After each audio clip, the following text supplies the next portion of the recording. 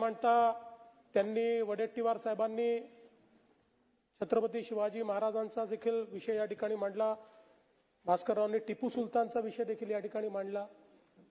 पहिल्यांदा तर मी एक गोष्ट सांगतो की आमचा आक्षेप कशाला आहे. आता टिपू सुलतान चांगले होते का वाईट होते याच्यावर आक्षेपच नाही, त्याच्यावर चर्चा कितीही करू.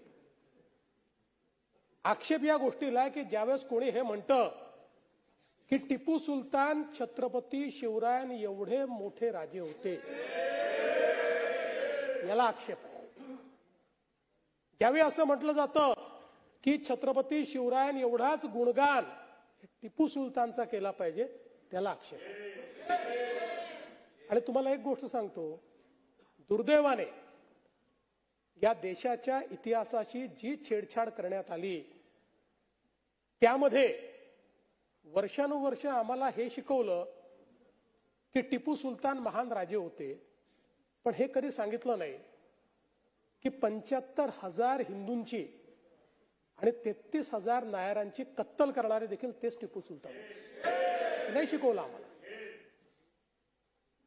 ते इंग्रजांशी लढले सांगितलं, पण कशा करता लढले? स्वतःचं राज्य वाचवायला लढले. आता खरा इतिहास ज्यावेळेस सापडतोय आणि तुमच्या माहिती करता वर्षानुवर्ष या देशामध्ये सरकारने 70 वर्ष एनसीईआरटीच्या पुस्तकामध्ये मोगली साम्राज्याला 17 पानं दिली आणि छत्रपती शिवरायांना 1 पॅरेग्राफ दिला, 1 पॅरेग्राफ. आता मोदी सरकारने या ठिकाणी छत्रपती शिवरायांच्या मराठ्यांच्या इतिहासाला एनसीईआरटी मध्ये 20 पानं दिल्यात, 20.